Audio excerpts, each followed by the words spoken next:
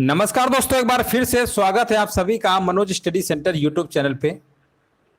Good evening, good evening सभी को, good evening सभी को, जय हिंद सभी को, वंदे मातरम। और ये देखिए डेली क्लास आपकी चल रही है रात को 10 बजे और यहाँ पर घटना चक्र टो सीरीज का मॉडल पेपर की क्लास चल रही है। और आज हम इस वीडियो में मॉडल पेपर नंबर दूसरा कराएंगे। इसके पहले हमने एक मॉडल पेपर करा दिया है, प्ले लिस्ट बना दिया, वहाँ से आपको सारे वीडियो मिल जाएंगे। एक बार देखिए सभी लोग वॉइस वगैरह चेक कर लीजिए, अब तक वॉइस क्लियर पहुँच पा रही है। चलिए सभी को जय हिंद, सभी को वंदे मातरम। वीडियो को लाइक शेयर कर दीजिए। और यहाँ पर देखिए क्वेश्चन नंबर पहले नंबर से आप पहले नंबर का देखिए, यहाँ पर आपको जवाब बताना है। पूछा गया निम्नलिखित में से किस देश की सीमा भारत के साथ नहीं लगती है। चलिए क्वेश्चन नंबर देखिए, पहले नंबर का जवाब दीजिए। निम्नलिखित में से किस देश की सीमा भारत के साथ नहीं लगती है। और यहाँ पर देखिए जवाब हमारे बिछा चुका है, बिल्कुल सही जवाब दिया गया है। कह रहे हैं ईरान। देखिए नेपाल, म्यांमार और बांग्लादेश के साथ लगती है, ईरान के साथ नहीं लगती है। अगर हम आपसे कहें ईरान की राजधानी क्या है, तो याद रखिएगा ईरान की राजधानी तेहरान है और इराक की राजधानी आपकी बगदाद है। अगला प्रश्न बताइए। क्वेश्चन नंबर देखिए, दूसरा नंबर आपको बताना है। यहां पर पूछा गया है क्षेत्रफल की दृष्टि से भारत का सबसे बड़ा राज्य कौन सा है। देखिए राज्य की बात होती है, क्षेत्रफल की दृष्टि से तो आप बताएंगे राजस्थान। अगर हम बात करते हैं जनसंख्या के मामले में सबसे बड़ा राज्य कौन सा है, तो फिर उत्तर प्रदेश है। क्षेत्रफल के हिसाब से बात करेंगे तो राजस्थान। आंसर जाएगा विकल्प नंबर आपका यहां पर सी नंबर के साथ। हाँ देख लीजिए, बिल्कुल सही जवाब आ रहा है सभी का। इसके बाद दूसरे नंबर पे आपका राजस्थान आता है, तीसरे नंबर पे आपका महाराष्ट्र आता है। यह भी आपको याद रखना है, पहले नंबर पे आपका राजस्थान है। अगला प्रश्न बताइए, इनमें से कौन सा युग्म आपका गलत है। कौन सा युग्म आपका गलत दिया गया है, आपको बताना है आंसर क्या होगा। क्वेश्चन नंबर देखिए 3 नंबर का आपको जवाब देना है। और यहाँ पर देखिए बताया जा रहा है क्वेश्चन नंबर 3 का, कह रहे राजस्थान का तो घूमर है। हाँ ना, बिल्कुल सही बात है। बिहू, देखिए बिहू तो असम राज्य का है, बिहार का कब से हो गया। यही वाला आपका युग्म गलत है। ऑप्शन जाएगा विकल्प नंबर यहाँ पर तीसरे नंबर क्या होगा।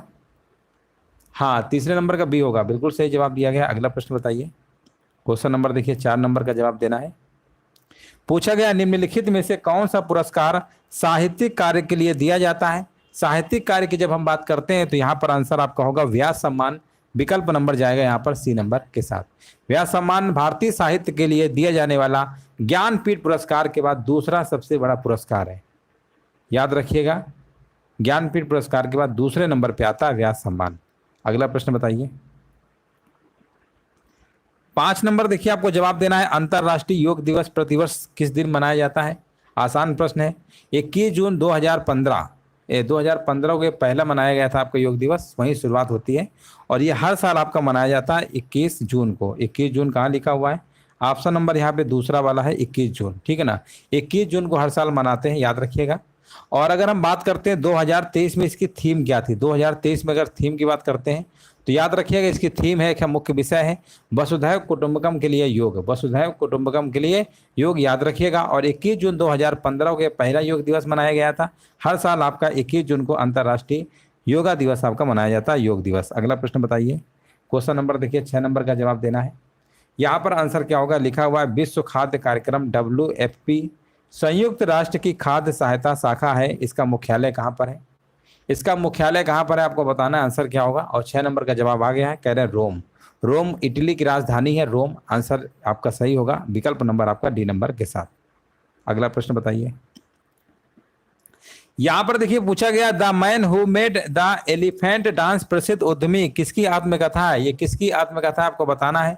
ये जो आत्मकथा है डॉक्टर वर्गीज कुरियन की है। आंसर जाएगा विकल्प नंबर बी के साथ। हम आपसे कहेंगे वर्गीज कुरियन कौन है, तो आप कहेंगे श्वेत क्रांति के जनक कहे जाते हैं। आंसर जाएगा विकल्प नंबर बी के साथ। नेक्स्ट प्रश्न बताइए। क्वेश्चन नंबर 8 नंबर का आपको जवाब देना है। चलिए कमेंट करते रहिए। और यहाँ पर आपको बताना है भारत के संविधान में निर्धारित की गई लोकसभा में सदस्यों की अधिकतम संख्या कितनी हो सकती है। कितनी हो सकती है यहाँ पर आपको कमेंट करना है, राइट आंसर क्या होगा। चलिए 8 नंबर का आपको जवाब देना है, आंसर क्या होगा। और यहाँ पर देखिए लोकसभा की अधिकतम संख्या कितनी हो सकती है, 8 नंबर का जवाब दीजिए। यहाँ पर बताया जा रहा है 552, है ना, बिल्कुल सही है। 8 नंबर का आपका क्या होगा, 552 यहाँ पर आपकी अधिकतम संख्या आपकी हो सकती है, याद रखिएगा। विकल्प नंबर आपका यहाँ पर राइट आंसर आपका हो जाएगा। हाँ वैसे देखिए अगर आप देखेंगे तो यहाँ पर 2 एंग्लो इंडियन थे आपके हटा दिए गए हैं, है ना। लेकिन जब ऑप्शन एग्जाम में आता है तो 552 ही टिक कराया जाता है, ये भी याद रखिएगा। वैसे अगर ये हट जाएंगे तो आपकी संख्या 550 आपकी हो जाएगी। ये एग्जाम में प्रश्न पूछा जा चुका है पेट एग्जाम में ही इसके पहले, तो वहाँ पर 552 वाला ही विकल्प आपका सही कराया गया था। अगला प्रश्न बताइए। 1991 में नई आर्थिक नीति में अपनाई गई मुख्य रणनीति थी। यहाँ पर बताइए 9 नंबर का जवाब क्या होगा। तो 9 नंबर का जवाब अगर आपका आ रहा, निजीकरण आ रहा, उदारीकरण आ रहा, वैश्वीकरण, तो ऑप्शन नंबर डी आपका क्या होगा, बिल्कुल सही आंसर आपका हो जाएगा। अगला प्रश्न बताइए। हरित क्रांति में किसे शामिल नहीं किया गया है। यहाँ पर देखिए आपको बताना है हरित क्रांति में किसे शामिल नहीं किया गया है। 10 नंबर का जवाब दीजिए। तो 10 नंबर का यहाँ पर बताया जा रहा है गाँव की सड़कों के सुधार को नहीं। देखिए ये बीज से संबंधित है, गेहूं संबंधित है, खेती से। यहाँ पर गांव की सड़कों सुधार कैसे हो सकता है। यहाँ पर पहला ही विकल्प आपका क्या है, गलत दिया गया है। लॉजिकल प्रश्न था, लॉजिक से ही बता सकते हैं, है ना। और यहाँ पर आप बताइए 11 नंबर पूछा गया, निम्नलिखित में से किस वर्ष में भारतीय रिजर्व बैंक ने शहरी सहकारी बैंकों के लिए लाइसेंसिंग नीति को उदार बनाया था। यहाँ पर देखिए 11 नंबर का आपको जवाब देना, आंसर क्या होगा। और 11 नंबर का यहाँ पर बताया जा रहा है 1993 में बनाया था। ऑप्शन नंबर सी आपका सही है। चलिए अगला प्रश्न बताइए, है ना। यहाँ पर देखिए नेक्स्ट प्रश्न बताइए। पूछा गया है वर्कला, चवारा, चवाकट और नतीका राज्य में समुद्र तट हैं। 12 नंबर का जवाब क्या होगा। और 12 नंबर का बताया जा रहा है केरल में है, केरल राज्य में है, समुद्र तट है। आंसर जाएगा आपका विकल्प नंबर डी के साथ। क्वेश्चन नंबर देखिए 13 नंबर आपसे पूछा गया है। पूछा गया राष्ट्रीय विकास परिषद का गठन कब हुआ था। आसान प्रश्न है, बहुत बार करा चुके हैं। और इसका जो विकास परिषद है इसका कब गठन हुआ था, जवाब हमारे बीच आ चुका है। 13 नंबर का बता रहे 6 अगस्त 1952, बिल्कुल सही जवाब है। 6 अगस्त 1952 पूरा डेट याद रखिएगा तारीख के साथ। 6 अगस्त 1952 ऑप्शन नंबर बी आपका सही होगा। चलिए क्वेश्चन नंबर देखिए 14 नंबर आपको जवाब देना है। पूछा गया न्यूटन का पहला नियम किसके रूप में भी जाना जाता है। चलिए यहाँ पर कमेंट करिए 14 नंबर का जवाब क्या होगा। तो देखिए न्यूटन का जो पहला नियम है किस रूप में जाना जाता है, आपको कमेंट करना है। तो यहाँ पर बताया जा रहा है विरामावस्था का जो आप नियम पढ़ते हैं, पहला नियम पढ़ते हैं, इसे हम जड़त्व का नियम भी कहते हैं, है ना। जड़त्व का नियम भी कहते हैं। ऑप्शन नंबर आपको सी नंबर लगा देना है। अगला प्रश्न बताइए। निम्नलिखित में से किसे आनुवंशिकी का जनक कहा जाता है। देखिए आनुवंशिकी की अगर हम जनक की बात करते हैं तो ये कहा जाता है ग्रेगर जॉन मेंडल को कहा जाता है। आंसर जाएगा आपका विकल्प नंबर बी के साथ। अगला प्रश्न बताइए। क्वेश्चन नंबर देखिए 16 नंबर आपसे पूछा गया, निम्नलिखित में से किस बीमारी को 3D की बीमारी के नाम से जाना जाता है। इसमें डिमेंशिया, डायरिया और डर्मेटाइटिस भी शामिल है। क्वेश्चन नंबर देखिए 16 नंबर का आपको जवाब देना है। और जवाब हमारे बीच आ चुका है, बिल्कुल सही जवाब दिया गया पेलाग्रा। पेलाग्रा जो है, ये पेलाग्रा को 3D यानी 3D की बीमारी के नाम से भी जानते, याद रखिएगा, क्योंकि इसमें व्यक्ति में डिमेंशिया, डायरिया और डर्मेटाइटिस तीनों रोग उत्पन्न होते हैं। आंसर जाएगा विकल्प नंबर डी के साथ। और याद रखिएगा जो पेलाग्रा होता है, जो बीमारी होती है ना, ये विटामिन B3 कमी, B3 को हम नियासिन भी कहते हैं। क्या कहते हैं, विटामिन B3 को हम नियासिन भी कहते हैं। ये भी कई बार पूछा गया है, विटामिन B3 क्या कहते हैं, नियासिन भी कहते हैं। और इसी की वजह से आपका होता है। अगला प्रश्न बताइए। ठोस कार्बन डाइऑक्साइड को यहाँ पर क्या कहते हैं। आसान प्रश्न है, सूखी बर्फ कहते हैं। ऑप्शन नंबर आपका डी नंबर बिल्कुल करेक्ट आंसर आपका यहाँ पर होगा। धोने का सोडा का फार्मूला बताइए क्या है। धोने का सोडा क्या है।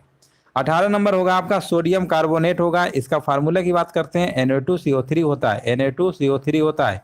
सोडियम कार्बोनेट एक होता है खाने वाला सोडा, उसका फार्मूला होता है सोडियम बाइकार्बोनेट होता है। और उसकी अगर हम बात करते हैं सोडियम बाइकार्बोनेट की, इसका फार्मूला होता है NaHCO3 होता है, NaHCO3 याद रखिएगा। इसके कई बार तो फार्मूले पूछ लिए जाते हैं। क्वेश्चन नंबर देखिए 19 नंबर में आपको जवाब देना है। भारतीय संविधान का निम्नलिखित में से कौन सा अनुच्छेद विधि के समक्ष समता के अधिकार से संबंधित है। ये भी प्रश्न हमने बहुत बार कराया है और जवाब हमारे बीच आ चुका है। आर्टिकल नंबर कह रहे हैं 14, बिल्कुल सही जवाब है। 19 नंबर का बी नंबर आपका राइट आंसर आपका यहाँ पर हो जाएगा। अगला प्रश्न बताइए। भारतीय संविधान का अनुच्छेद नंबर 44 नागरिकों के लिए समान नागरिक संहिता से संबंधित है। आंसर यहाँ पर क्या होगा। और आंसर बताया जा रहा है राज्य के नीति निर्देश सिद्धांत, जो कि आप आर्टिकल नंबर 36 से 51 में पढ़ते हैं। आप कहेंगे राज्य के नीति निर्देश सिद्धांत 36 से 51 आर्टिकल बिल्कुल सही है। अगर हम आपसे बात कहेंगे भाग कौन से आता है, तो आप कहेंगे भाग नंबर 4 में आता है। फिर हमने कहा किस संविधान से लिया गया है आपका राज्य के नीति निर्देश सिद्धांत, तो आप कहेंगे आयरलैंड देश से लिया गया है। इससे कई सारे प्रश्न आपके बन सकते हैं। अगला प्रश्न बताइए, संविधान सभा के पहले अस्थायी अध्यक्ष कौन थे? अस्थायी और स्थायी, इसके दोनों प्रश्न पूछे जाते हैं। कभी कभी अस्थायी पूछता है, कभी कभी स्थायी पूछता है। अंतर सिर्फ 2 दिन का है, 2 दिन का है बस, और कुछ नहीं, है ना। देखिए, डॉक्टर सज्जनर सिन्हा जो है आपके 9 दिसंबर 1946 को संविधान सभा की प्रथम बैठक में आपके अस्थायी सदस्य आपके बन जाते हैं, है ना। और जस्ट 2 दिन बाद यानी 11 दिसंबर को 1946 को निर्विरोध, है ना, चुने जाते हैं स्थायी अध्यक्ष के रूप में। उनका नाम क्या था? डॉक्टर राजेंद्र प्रसाद। विकल्प नंबर जाएगा यहाँ पर सी नंबर के साथ। लेकिन यहाँ पर अस्थायी पूछा है, अस्थायी में तो आपका सचिदानंद सिन्हा होंगे। अगर स्थायी पूछता, ये स्थायी है, या अगर स्थायी पूछता तब ऑप्शन क्या लगाएंगे? सी। अस्थायी पूछा है तो इस प्रश्न का आंसर क्या होगा? D number. कंफ्यूज मत होइएगा, स्थायी अस्थायी जब पूछेगा उसी हिसाब से आंसर दीजिएगा। अगला प्रश्न बताइए, केंद्र राज्य संबंध किस अनुसूची में है? केंद्र राज्य संबंध किस अनुसूची में है? यहाँ पर देखिए 22 नंबर का जवाब देना है। जवाब हमारे विचार चुका है, बता रहे हैं। आर्टिकल नंबर कौन सा है बताइए? आर्टिकल नंबर 246 के तहत केंद्र एवं राज्यों के मध्य विधायी शक्तियों के बंटवारे के लिए 3 सूचियां हैं आपकी। संघ सूची है आपकी, और कौन सी है? राज्य सूची, संवर्ती सूची व्यवस्था की गई है, और जिन्हें संविधान की 7वीं अनुसूची में वर्णित किया गया। कौन सी अनुसूची है? 7वीं। विकल्प नंबर आपका ए नंबर सही होगा। अगला प्रश्न बताइए, अधीनस्थ न्यायालयों का पर्यवेक्षण कौन करता है? यहाँ पर देखिए 23 नंबर का जवाब देना, आंसर क्या होगा? और जवाब हमारे विचार चुका है, बिल्कुल सही जवाब है उच्च न्यायालय। अधीनस्थ न्यायालयों का पर्यवेक्षण कौन करता है? उच्च न्यायालय करता है। सुभाष चंद्र बोस ने फॉरवर्ड ब्लॉक की स्थापना किस वर्ष की थी? ये भी प्रश्न ने बहुत बार कराया है, और ये किया था आपका, है ना। यहाँ पर देखिए 24 नंबर का सभी लोग कमेंट करिए, और 1939 बता रहे हैं, बिल्कुल सही जवाब दिया गया। ऑप्शन नंबर यहाँ पर क्या होगा? 1939 यहाँ पे बिल्कुल करेक्ट आंसर आपका यहाँ पर हो जाएगा। हाँ, बिल्कुल सही आंसर दिया गया है। अगला प्रश्न बताइए। हाँ, 24 नंबर का देख लीजिए, सभी का आ रहा है ऑप्शन नंबर डी। हाँ, बिल्कुल सही है, 24 का डी होगा। अगला प्रश्न बताइए। यहाँ पर देखिए 25 नंबर में आपसे पूछा गया है, डैश डैश के बाद महात्मा गांधी ने असहयोग आंदोलन वापस ले लिया था। कौन सी घटना घटी थी? तो ये आपकी घटना घटी थी चौरी चौरा कांड, चौरी चौरा घटना। 25 नंबर का आपका ए नंबर बिल्कुल करेक्ट आंसर आपका यहाँ पर हो जाएगा। 4 फरवरी 1922 को ये घटना घटी थी, ठीक है ना। यहाँ पर विकल्प नंबर आपका ए नंबर सही होगा। अगला प्रश्न बताइए। यहाँ पर देखिए आपको बताना है, स्वराज पार्टी गठन किसकी असफलता के बाद हुआ? देखो, ये स्वराज पार्टी की अगर हम बात करते हैं तो इसकी स्थापना आपकी कब हुई थी? 1 जनवरी 1923 को हुई थी। कई बार तो आपसे यही पूछ लिया गया है कि बताइए स्वराज पार्टी की जो स्थापना है ना, इसकी कब हुई थी? तो इसकी स्थापना की अगर हम बात करते हैं, स्वराज पार्टी की स्थापना 1 जनवरी 1923 को हुई थी। ये प्रश्न कई बार पूछा गया, इसकी स्थापना कब हुई थी। दूसरा प्रश्न आपका ये बनता है कि स्वराज पार्टी की स्थापना किसने किया था, है ना। तो मोतीलाल नेहरू ने किया था, याद रखिएगा, है ना। मोतीलाल नेहरू और चित्तरंजन दास दोनों लोगों ने मिलकर किया था स्वराज पार्टी के स्थापना। तो ये भी प्रश्न पूछा जाता है। 2 प्रश्न आपके ये हो गए। अब यहाँ पर पूछा गया स्वराज पार्टी गठन किसकी असफलता के बाद हुआ, तो आंसर क्या होगा बताइए? आंसर हमारे विचार चुका है, CR दास और मोतीलाल नेहरू ने किया था, बिल्कुल सही है। और यहाँ पर देखिए 26 नंबर का कमेंट करिए सभी लोग, ये असहयोग आंदोलन की असफलता के बाद हुआ था। अगला प्रश्न बताइए, इनमें से किसने 1935 के अधिनियम के बारे में कहा था, एक कार है जिसमें ब्रेक तो है पर इंजन नहीं है ना। यहाँ पर बताइए किसने कहा था? 27 नंबर। और ये कहा था आपके पंडित जवाहरलाल नेहरू जी ने कहा था, जो कि भारत के पहले आपके प्रधानमंत्री थे। अगला प्रश्न बताइए, हिंदुस्तान सोशलिस्ट रिपब्लिकन एसोसिएशन गठित कब की गई थी? यहां पर देखिए आपको कमेंट करना है, हिंदुस्तान सोशलिस्ट रिपब्लिकन एसोसिएशन की गठित कब की गई थी? 28 नंबर का जवाब हमारे विचार चुका है, और यहाँ पर बताया जा रहा है सी नंबर, चंद्रशेखर आजाद जी के द्वारा। बिल्कुल सही जवाब है, ऑप्शन नंबर जाएगा, राइट आंसर आपका हो जाएगा। देखिए यहाँ पर 1928 में, याद रखिएगा, चंद्रशेखर आजाद के नेतृत्व में दिल्ली के फिरोज शाह कोटला स्टेडियम जो आपका है मैदान में हिंदुस्तान सोशलिस्ट रिपब्लिकन एसोसिएशन की स्थापना आपकी हुई थी, याद रखिएगा। अगला प्रश्न बताइए, गौतम बुद्ध का वास्तविक नाम क्या था? आसान प्रश्न है, और ऐसे प्रश्न जब आते हैं तो आपको बिल्कुल सही करके आना है। 29 नंबर बताइए। हाँ, इनका जन्म कपिलवस्तु के निकट लुम्बिनी नामक गांव में हुआ था, बिल्कुल बात सही है। 563 ईसा पूर्व में हुआ था, ये भी बात सही है। इनके पिता का नाम सुदोधन था, इनकी माता का नाम माया देवी था, है ना। ये सब है, लेकिन आपसे पूछा क्या गया? गौतम बुद्ध का वास्तविक नाम पूछा गया है, तो सिद्धार्थ लगा दीजिए। ऑप्शन नंबर पहला क्या होगा? बिल्कुल करेक्ट आंसर आपका हो जाएगा। अच्छा, ये बताइए कितने वर्ष की उम्र में गृह त्याग किया था? तो ये भी याद रखिएगा 29 वर्ष की। 29 वर्ष के जब हो गए थे तो गृह त्याग कर दिया था। अगला प्रश्न बताइए, निम्न में से किस वर्ष में कार्नवालिस कोड लागू किया गया था? 30 नंबर का जवाब क्या होगा? और 30 नंबर का जवाब बताया जा रहा है 1793। बिल्कुल सही जवाब दिया गया। ऑप्शन नंबर आपका ए नंबर आपका सही हो जाएगा। हाँ, बिल्कुल सही जवाब है। अगला प्रश्न बताइए, हड़प्पा सभ्यता के निम्नलिखित स्थलों में से कौन सा स्थल पाकिस्तान में स्थित नहीं है? पाकिस्तान में बताइए कौन सा स्थित नहीं है? तब आप कहेंगे जो सोर्तगुई लिखा हुआ है, अब ये अफगानिस्तान में है। अब ये कहाँ पर है? अफगानिस्तान में। बाकी कोटदीजी, तंजौर, बालाकोट, ये सब तो पाकिस्तान में। 31 नंबर का आपका ऑप्शन नंबर क्या होगा? ए नंबर बिल्कुल करेक्ट आंसर आपका यहाँ पर हो जाएगा। नेक्स्ट प्रश्न बताइए, प्रश्न है, किस स्तंभ शिलालेख में समुद्रगुप्त की उपलब्धियां अभिलिखित की गई हैं और जो अपनी विजय के लिए नेपोलियन ऑफ इंडिया के नाम से भी जाने जाते थे? आंसर क्या होगा 32 नंबर का? कमेंट करिए। और 32 नंबर का देखिए यहाँ पर जवाब हमारे बीच आ चुका है। बिल्कुल सही जवाब बताया जा रहा है। कह रहे हैं ऑप्शन नंबर डी होगा, इलाहाबाद स्तंभ। बिल्कुल सही है, इलाहाबाद स्तंभ, जिसे आप प्रयाग प्रशस्ति भी कहते हैं, है ना। यहाँ पर बिल्कुल करेक्ट आंसर आपका यहाँ पर हो जाएगा। समुद्रगुप्त को भारत का नेपोलियन भी कहते हैं, ये भी आपको याद होगा। अगला प्रश्न बताइए, यहाँ पर देखिए 33 नंबर आपसे पूछा गया, शिवाजी का जन्म कब हुआ तथा कब उन्होंने छत्रपति की उपाधि धारण की थी? जन्म भी आपको बताना है, उपाधि जो धारण की थी उसका भी टाइम बताना है। दोनों प्रश्न आपसे यहाँ पर पूछे गए हैं।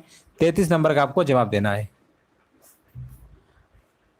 हाँ चलिए, 33 नंबर का जवाब हमारे बीच आ चुका है। बिल्कुल सही बताया जा रहा है। 1627 में इनका जन्म हुआ था और 1674 में छत्रपति की उपाधि जो है आपकी धारण किया था। आंसर जाएगा विकल्प नंबर आपका डी नंबर के साथ। अगला प्रश्न बताइए, निम्नलिखित में से किस भारतीय राज्य में उत्तर पूर्वी मानसून के, है ना, उत्तर पूर्वी मानसून के कारण अक्टूबर और नवंबर के दौरान वर्षा होती है? अक्टूबर और नवंबर के दौरान वर्षा होती है, आपको बताना है। 34 नंबर का जवाब क्या होगा? और 34 नंबर का जवाब हमारे बिछा चुका है, तमिलनाडु राज्य बताया जा रहा है। ऑप्शन नंबर यहाँ पे सी नंबर आपका बिल्कुल करेक्ट आंसर आपका यहाँ पर होगा। अगला प्रश्न बताइए, रेगिस्तानी क्षेत्र में किस प्रकार की वनस्पति सामान्य रूप से पाई जाती है? रेगिस्तानी क्षेत्र में किस प्रकार की वनस्पति सामान्य रूप से पाई जाती है? 35 नंबर का आपको जवाब देना है। तो यहाँ पर अगर आपका आंसर झाड़ी है तो बिल्कुल सही जवाब दे रहे हैं। ऑप्शन नंबर यहाँ पे बी नंबर बिल्कुल करेक्ट आंसर आपका यहाँ पर होगा। अगला प्रश्न बताइए, यहाँ पर देखिए पूछा गया, प्रायद्वीपीय भारत की सबसे लंबी नदी कौन सी है? ये भी प्रश्न हमने बहुत बार कराया है ना। प्रायद्वीपीय भारत की सबसे लंबी नदी की जब हम बात करते हैं तो आंसर जाएगा गोदावरी। आंसर जाएगा विकल्प नंबर बी के साथ। जिनका भी बी आ रहा है बिल्कुल सही है। अगर इसकी लंबाई की बात करते हैं तो 1465 किलोमीटर है। 1465 किलोमीटर इसकी लंबाई है, याद रखिएगा, है ना। और एक बार ये प्रश्न पूछा गया था कहाँ से निकलती है, तो महाराष्ट्र के नासिक के, है ना, त्र्यंबकेश्वर से निकलती है और बंगाल की खाड़ी में गिरती है। ये भी आपको याद रखना है। अगला प्रश्न बताइए, यहाँ पर देखिए पूछा गया, इनमें से कौन सा युग्म आपका पहाड़ी दर्रों के संदर्भ में सही है? पहाड़ी दर्रों के संदर्भ में आपको बताना सही है। अगर हम आपसे कहें कि बोमडीला दर्रा कहाँ पर है तो आप कहेंगे अरुणाचल प्रदेश में, तो बिल्कुल आपका बोमडीला आपका क्या है? सही सुमेलित, आपको क्या करना है? सही सुमेलित है। बोमडीला तो अरुणाचल प्रदेश में है। नाथुला आपका सिक्किम में है ना, नाथुला आपका सिक्किम में है। और लिपुलेख आपका उत्तराखंड में है, ये आपका उत्तराखंड में, ये तो आपका उत्तराखंड में है। और रोहतांग आपका हिमाचल प्रदेश में, है ना। तो क्या बोला गया, क्या बोला गया, कौन सा सही है? अच्छा, सही वाला पूछा गया तो कोई दिक्कत ही नहीं है। ऑप्शन नंबर सी आप लगा दीजिए। चलिए अगला प्रश्न बताइए, और यहाँ पर देखिए आपको बताना है, किस भारतीय शहर को भारत का मैनचेस्टर कहा जाता है? भारत का मैनचेस्टर की जब हम बात करते हैं तो यहाँ पर बताइए आंसर क्या होगा? अहमदाबाद कहा जाता है। उत्तर भारत का कौन है? कानपुर है। दक्षिण भारत का कोयम्बटूर। और भारत का जब पूछेंगे अहमदाबाद। अगला प्रश्न बताइए, भारतीय हरित क्रांति की जन्म स्थली है? 39 नंबर का जवाब क्या होगा? देखिए भारत में हरित क्रांति की अगर हम बात करते हैं 1966 से माना जाता है ना। और इनके जो आप जानते हैं हरित क्रांति जो भारत में बात करते हैं, डॉक्टर एम एस स्वामीनाथन, जो अभी इस समय वर्तमान में नहीं है ना, अभी हाल ही में इनकी मृत्यु हुई है, तो मृत्यु हो गई। तो ये आपके क्या थे, भारत में बहुत इन्होंने योगदान दिया था हरित क्रांति में। तो डॉक्टर एम एस स्वामीनाथन जी जो है जनक कहे जाते हैं भारत में। और अगर विश्व लेवल की बात करते हैं तो नॉर्मन बोरलॉग कहे जाते हैं हरित क्रांति की जनक, जब विश्व लेवल की बात होती है। तो आंसर यहाँ पर क्या होगा? 39 नंबर। और 39 नंबर का आपका जवाब होगा आपका पंतनगर। ऑप्शन नंबर आपका ए नंबर बिल्कुल करेक्ट आंसर आपका यहाँ पर होगा। चलिए यहाँ पर देखिए आपसे पूछा गया, निम्नलिखित का मिलान करिए। थोड़ा सा प्रश्न बड़ा कह सकते हैं, है ना। चलिए मिलान करिए और आपको बताना है आंसर क्या होगा। चलिए सभी लोग कमेंट करिए यहाँ पे आंसर क्या होगा। पूछा गया है यूक्रेन की मुद्रा, देखिए भूटान की मुद्रा न्यूगलेट्रा में बहुत बार प्रश्न पूछा गया है, तो भूटान का तो क्या आपको पता होना चाहिए, ये बी का पहला है, और बी का पहला सिर्फ सिर्फ सिर्फ ऑप्शन नंबर पहले में ही दिया गया है ना। बहुत ज़्यादा इसमें मेहनत आपको नहीं करनी पड़ी, और इस तरीके से आराम से मैचिंग करा लेंगे तो आपका मैच कर गया। देखो बी का सिर्फ पहला इसी में था और किसी में था नहीं, इसका मतलब यूक्रेन की मुद्रा ये हो गया, ए का तीसरा हो गया, और सी का चौथा है यानी क्यूबा जो आपका है ना, पेसो रोमानिया की हो गया। चलिए आगे बढ़ते हैं। चलिए यहाँ पर देखिए हिंदी के प्रश्न आपके स्टार्ट है, आपको बताना है घर का भेदी लंका ढावे, इस कहावत का मतलब क्या होता है। 46 नंबर बताइए। घर का भेदी लंका ढावे, इसका मतलब होता है आपसी फूट से क्या होता है, सर्वनाश होता है। आपसी फूट से क्या होता है, सर्वनाश होता है। विकल्प नंबर जाएगा सी नंबर के साथ, है ना। आपसी फूट से क्या होता है, सर्वनाश होता है। तिरस्कार का देखिए आपको संधि विच्छेद करना है, इसके पहले वाली क्लास में करवाया था। तिरस्कार का होता है तिरा प्लस कार होता है। तिरा प्लस कार कहाँ लिखा हुआ है, आप कहेंगे विकल्प नंबर बी है। विकल्प नंबर यहाँ पे बी, जिनका भी जवाब आ रहा है बिल्कुल सही जवाब दे रहे हैं। अगला प्रश्न बताइए, इनमें से कौन सा विकल्प का विलोम जोड़ा सुमेलित नहीं है ना। यहाँ पर बताइए कौन से विकल्प का विलोम जोड़ा आपका सुमेलित नहीं है। 48 नंबर में कमेंट करिए। 48 नंबर में देखिए सरल का जटिल होता है, साकार का निराकार होता है, सादर का निरादर होता है, और साक्षर का निरक्षर होता है। अक्षर नहीं, निरक्षर होना चाहिए था। 48 नंबर का विकल्प आपका डी नंबर आपका सही होगा। पक्षी का पर्यायवाची पूछा गया, क्या होगा 49 नंबर, तो पक्षी का पर्यायवाची आपका विहग हो जाएगा। विकल्प नंबर जाएगा डी नंबर के साथ। नेक्स्ट प्रश्न देखिए पूछा गया 50 नंबर। 50 नंबर में आपको बताना है कृपण और कृपाण शब्दों के अर्थ बताना है क्या होगा। कृपण का क्या होता है और कृपाण क्या होता है, तो याद रखिएगा कृपण जो आपका होता है ना और कृपाण दोनों का देखिए मतलब आपको बताना है क्या होता है। तो यहाँ पर बताया जा रहा है कृपण होता है कंजूस और कृपाण होता है कटार। आंसर जाएगा विकल्प नंबर बी के साथ। यहाँ से देखिए आपके मैथमेटिक्स के प्रश्न आपके स्टार्ट हो चुके हैं, और आपको बताना निम्नलिखित समीकरण में से प्रश्न चिन्ह के स्थान पर इसमें बताइए कौन सा मान आपका हो सकता है। देखिए बहुत ही आसान प्रश्न है, ये मैथ का है जो कि आप कर सकते हैं आराम से। सबसे पहले आपको क्या करना है ना। देखिए यहाँ पर सबसे पहले क्या करेंगे बताइए, है ना। देखिए अगर हम अप्रोक्सीमेट अगर मान लें, ऐसे प्रश्नों का आप अप्रोक्सीमेट लगाया करिए। जैसे 61 मान लो है, ये 305 है। 61 में जब 305 में अगर 61 से भाग देंगे तो लगभग आपके 5 बार जा रहा है। कितनी बार लगभग मान लेते हैं, 5 बार जा रहा है। अब 5 में गुणा 11 से कर देंगे ना, तो 11 से करेंगे, 11 दशमलव लगभग कुछ है, तो 11 पचे 55, 55 से वैल्यू क्या होगी, ज़्यादा होगी, ये वाली हो सकती है, ये तो बहुत ज़्यादा हो जाएगी। ऑप्शन नंबर यहाँ पे डी नंबर आपका राइट आंसर आपका होगा। इस तरीके से आप लॉजिकल तरीके से लगा सकते हैं, है ना। जरूरी नहीं होता कि पूरा उसको कैलकुलेशन ही करें, इस तरीके से भी आप आराम से लगा सकते हैं। यहाँ पर देखिए पूछा गया निम्न व्यंजक का मान ज्ञात करिए, है ना। यहाँ पर आपको बताना है। तो देखिए ये प्रश्न जो आपका है ना, इसको एक हम आपको पहले कॉन्सेप्ट बता दे रहे हैं। जैसे हमने आपसे कहा मान लो ये a प्लस बी का स्क्वायर लिखा हुआ है ना, समझ लीजिए ध्यान से। और मान लो ये लिखा है a माइनस बी का स्क्वायर, ये ऐसे लिखा हुआ है। मान लो ऐसे फार्मूला है, तो इसको फार्मूला जब ओपन करते हैं तो क्या आता है, ए स्क्वायर प्लस का बी स्क्वायर, अब प्लस का क्या आता है 2ab आता है। जब इस फार्मूले को खोलेंगे तो यहाँ पर माइनस है, माइनस लगा दीजिए। ये आएगा ए स्क्वायर प्लस का बी स्क्वायर, अब माइनस का 2ab आएगा। बट ये माइनस बाहर है, फिर से इसमें मल्टीप्लाई कर देंगे तो ये फिर आपका माइनस ए स्क्वायर हो जाता है, माइनस का बी स्क्वायर हो जाता है, प्लस का 2ab होता है। प्लस का क्या होता है 2ab होता है, और ये माइनस माइनस प्लस है, कट जाता है। 2ab कितना होता है 4ab। तो कहने का मतलब जब इस तरीके का केस लिखा हो तो डायरेक्ट याद रखिए 4ab होता है। याद रखिएगा एक बार a प्लस बी का स्क्वायर होगा और एक बार a माइनस बी का स्क्वायर होगा, दोनों का डिफरेंस होगा, ठीक है ना। तो उस केस में हमेशा क्या आता है 4ab आता है। क्या आता है 4ab, तो वही यहाँ पर कंडीशन बना रहा था। तो डायरेक्ट अगर आपको पता होगा डायरेक्ट कर लेंगे। ए हमारा कितना है 375 है, बी कितना है, बी हमारा है आपका कितना दिया है 125 दिया गया है ना, 125 दिया गया है।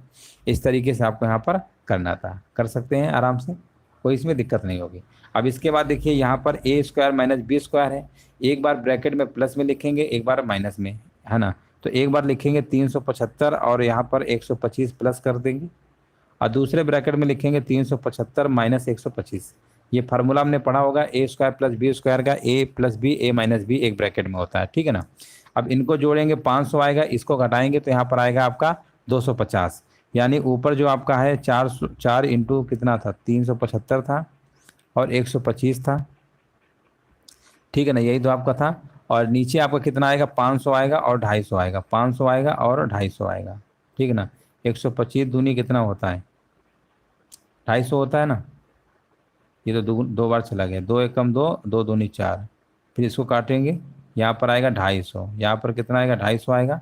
और इसको सिंप्लीफाई कर लेंगे तो 3/2 इसका आंसर आ जाएगा, क्या आएगा, 3/2 इसका क्या होगा, आंसर आपका आ जाएगा, आराम से कर सकते हैं। चलिए यहाँ पर देखिए 53 नंबर आपसे पूछा गया, एक स्कूल में 10वीं कक्षा की परीक्षा में लड़कियों का औसत उत्तीर्ण परसेंट 85% दिया गया है, लड़कों का दिया गया 83, और स्कूल के 10वीं कक्षा के सभी और लड़कों लड़कियों को दे दिया 83। जब कभी भी प्रश्न ऐसा कंडीशन में दिया हो, एक तरफ मान लो लड़के एक तरफ लड़की, या फिर टोटल दे दे संख्या, तो वहां पर आप याद रखिएगा आप कौन सा कॉन्सेप्ट लगा सकते हैं, है ना, आप लगा सकते हैं अनुपात वाला, लगा सकते हैं रेशियो वाला।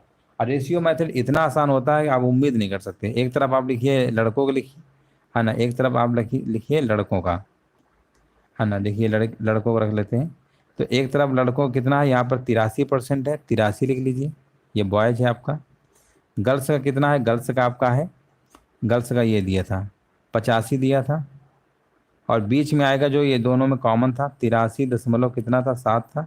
अब ऐसे निकालते हैं ना, ऐसे इस तरीके से, तो 83.7 और 85 डिफरेंस लेंगे तो यहाँ पर 1.3 आएगा, और 83 और 83.7 का डिफरेंस लेंगे तो 0.7 आएगा, 0.7।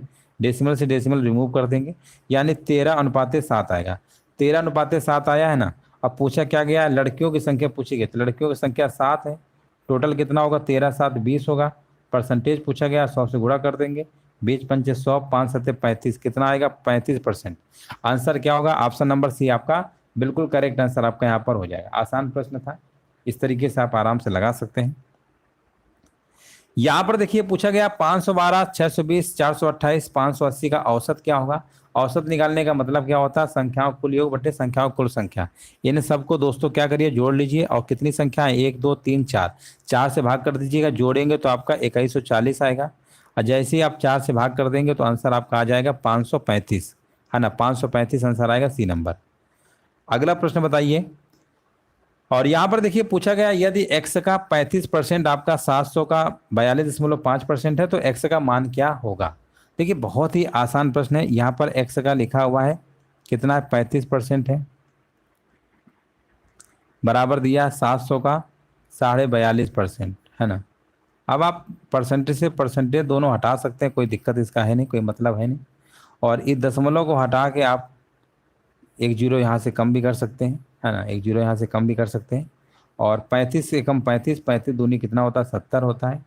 और 425 गुणे 2 करेंगे तो कितना आएगा, है ना, 950 आएगा, कह रहे हैं 950। देख लीजिए सभी का आ रहा है ना, 950 अगर आ रहा है तो सही है, 950 नहीं आएगा, 2×5 2 4 1 5 8, 850 आएगा, है ना, 850 आएगा, गुणा कर लेंगे, 425 का डबल होगा ना, 425 का डबल क्या होता है, यहाँ पर 850 आएगा, 950 जिनका जवाब आ रहा है गलत है, 850 होगा, ऑप्शन नंबर सी।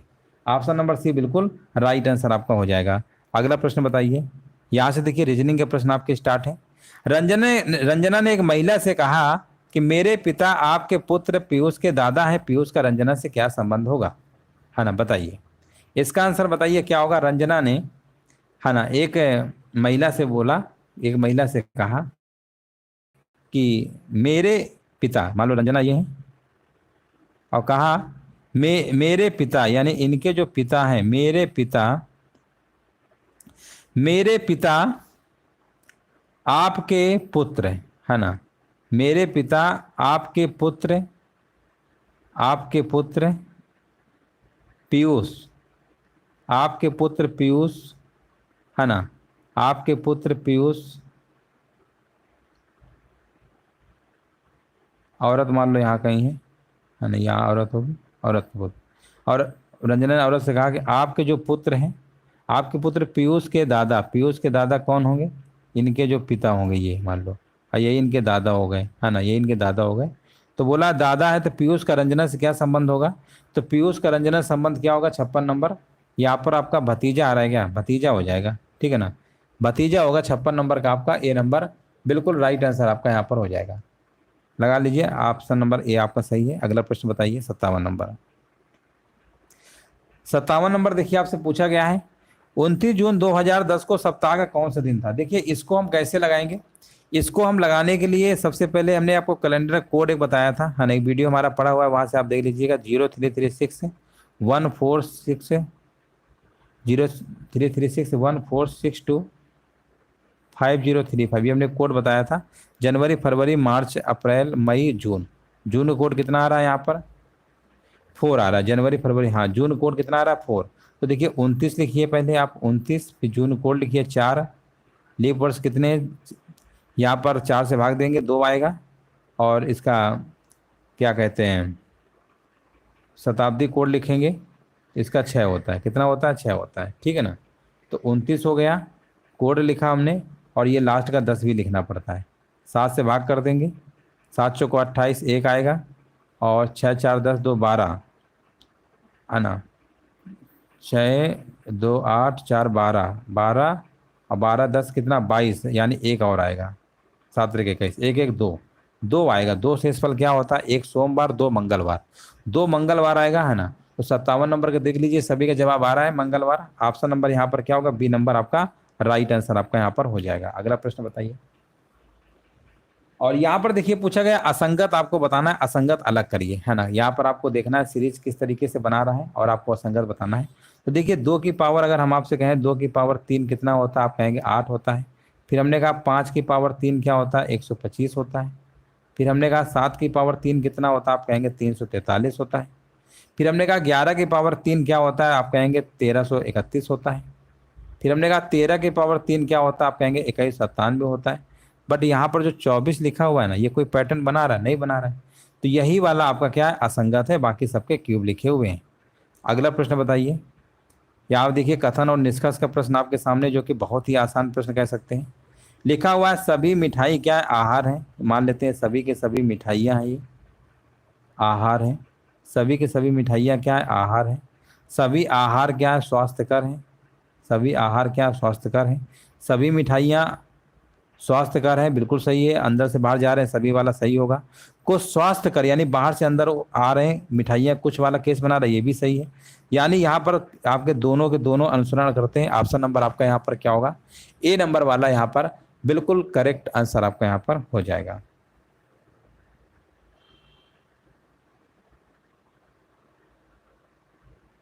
है ना। यहाँ पर 55 नंबर क्या होगा, कौन सा नंबर था आपके, 59 नंबर। 59 नंबर वाला आपका दोनों के दोनों अनुसरण आपके करते हैं। चलिए आगे बढ़ते हैं। देखिए ये जो प्रश्न है बहुत ही आसान कह सकते हैं, बस इसमें थोड़ा सा आपको दिमाग लगाना है।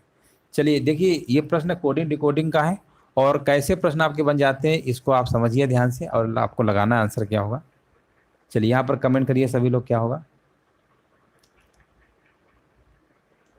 देखो यहाँ पर सबसे पहले यम है ना, तो यम के पहले क्या आता है, एम के पहले एल आता है। मान लो ये एम है, इसके पहले एल आता है ना, ये एम था। और एम के बाद क्या आता है, एल एम एन आता है। तो कहने का मतलब जो एम है ना, इसके जो पहले अक्षर आएगा जो बाद में आएगा वो लिखा गया है। इसी प्रकार हम यू की बात करेंगे, यू के पहले आपका टी आता है, यू के बाद वी आता है, लिखा गया है ना, बिल्कुल लिखा गया है। इसी प्रकार से आपका एस के बाद लिखा गया है, पूरी कहानी यही है। इसी प्रकार वी के पहले यू आता है, वी के बाद डब्लू आता है। मतलब जो अक्षर है उसके पहले जो आएगा जो बाद में आएगा वही लिखा गया है। हम आपसे कहेंगे सी के पहले क्या आता है, आप कहेंगे बी आएगा। हमने कहा सी के बाद क्या आता है, आप कहें डी आएगा। बी और डी वाला ऑप्शन हो सकता है, बी और डी यहाँ भी है यहाँ भी है। चलो और आगे चेक कर ले रहे हैं। एच है, एच के पहले क्या आता है, आप कहेंगे जी आता है। एच के बाद क्या आता है, आई आता है। जी आई कहाँ लिखा हुआ, जी आई जी आई। ऑप्शन बनाने वाले ने भी देखो कितना दिमाग लगाया। ये जी आई वाला तो चलो इसमें है नहीं। अभी जी आई का खेल, 2 विकल्प तो बाहर हो गए। जी आई यहाँ पर भी है, जी आई यहाँ पर भी है ना, जी आई यहाँ पर भी है। अब आप देखिए डी के पहले क्या आता है, सी आता है। डी के लास्ट वाला देख लीजिए, डी के पहले सी आता है, डी के बाद ई आता है। तो यहाँ पर सी और ई होना चाहिए। आप कहेंगे सी और ई, तो ऑप्शन नंबर सी में, इसमें सी और एस दिया, ये भी नहीं हो सकता है। इस तरीके से आप ऑप्शन एलिमिनेट कर सकते हैं, जवाब दे सकते हैं। आसान सब प्रश्न था, ऑप्शन नंबर जाएगा सी नंबर के साथ। अगला प्रश्न बताइए। 61 नंबर देखिए, आपको जवाब देना है, बताना है अगस्त 2023 में यूथ 20 शिखर सम्मेलन 2023 कहां पर आयोजित किया गया है। 61 नंबर का आपको जवाब देना है। आंसर यहां पर क्या होगा,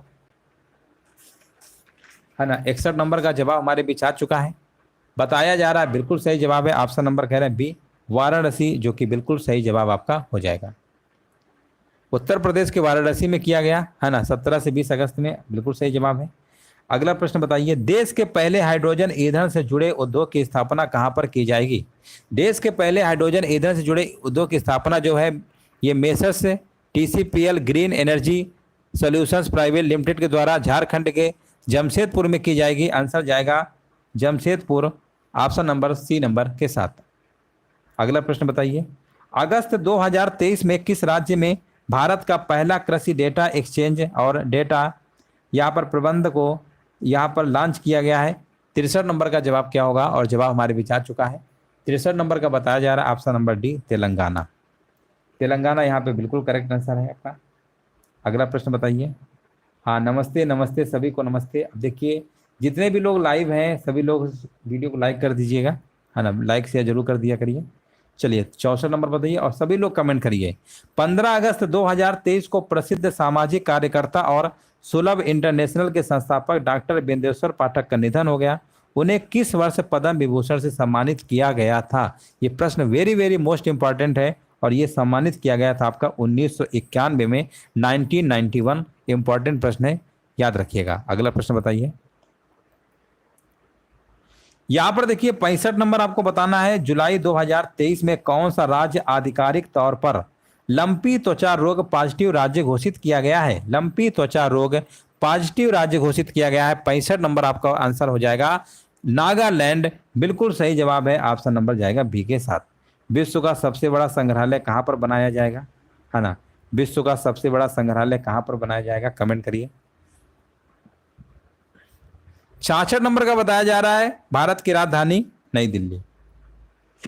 देख लीजिए 66 नंबर का सी नंबर आ रहा है ना, जिनका भी सी नंबर आ रहा है बिल्कुल सही जवाब दे रहे हैं। अगला प्रश्न बताइए, प्रतिष्ठित लोकमान्य तिलक पुरस्कार 2023 किसे सम्मानित किया गया है। ये भी वेरी वेरी मोस्ट इंपॉर्टेंट प्रश्न है और ये जो दिया गया है आपका किसे दिया गया है, उम्मीद है इसका आंसर सभी लोग सही देंगे और बता रहे हैं ऑप्शन नंबर बी, भारत के प्रधानमंत्री नरेंद्र मोदी जी को मिला है। अगला प्रश्न बताइए, जुलाई 2023 में शुरू की गई मेरा गांव मेरी धरोहर परियोजना का मुख्य उद्देश्य भारत के कितने गांवों का सांस्कृतिक मानचित्रण करना है। कितने गांवों का सांस्कृतिक मानचित्रण करना है। 68 नंबर का बताइए जवाब यहाँ पर क्या होगा। 68 नंबर का जवाब हमारे बीच बताया जा रहा है, जो कि बिल्कुल सही जवाब दिया गया है ना, बिल्कुल सही जवाब है। कह रहे हैं option number C, 6.5 lakh, 6.5 lakh गांवों का सांस्कृतिक मानचित्रण करना है। अगला प्रश्न बताइए, अगस्त 2023 में 9वें राष्ट्रमंडल संसदीय संघ भारत क्षेत्र सम्मेलन 2023 कहां पर आयोजित हुआ है, बताइए। 2023 कहां पर आयोजित हुआ है। 69 नंबर का जवाब क्या होगा, और 69 नंबर का जवाब अगर आपका ऑप्शन नंबर आ रहा है ए नंबर, उदयपुर, तो बिल्कुल सही जवाब दे रहे हैं। उदयपुर यहाँ पे राइट आंसर आपका यहाँ पर हो जाएगा। उदयपुर पड़ता कहाँ है, ये राजस्थान में पड़ता है, याद रखिएगा। उदयपुर कहाँ पे है, राजस्थान में पड़ता है। अगला प्रश्न बताइए, और यहाँ पर देखिए बताना, जून 2023 में किस राज्य के पुलिस विभाग के द्वारा राज्य में अपराधियों और माफियाओं से निपटने हेतु ऑपरेशन कन्वेंशन नामक नई पहल शुरू की गई है। बताइए किस राज्य के पुलिस विभाग के द्वारा। 70 नंबर का आपको जवाब देना है और हमारे भी जवाब आ चुका है ना, हमारे भी जवाब आ चुका है, बिल्कुल सही जवाब बता रहे हैं। ये आसान प्रश्न है और गलत किसी का नहीं होना चाहिए।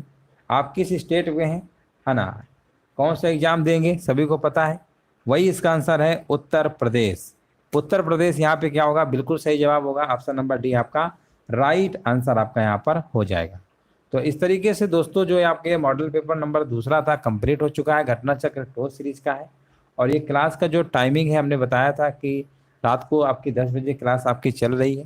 थोड़ा सा टाइमिंग इशू है ना, थोड़ा जल्दी समय नहीं हो पाता है कि बहुत सारी क्लासें रहती हैं, ऑफलाइन भी देखना रहता है, जिस वजह से ये क्लासों को थोड़ा सा आप मैनेज करिए।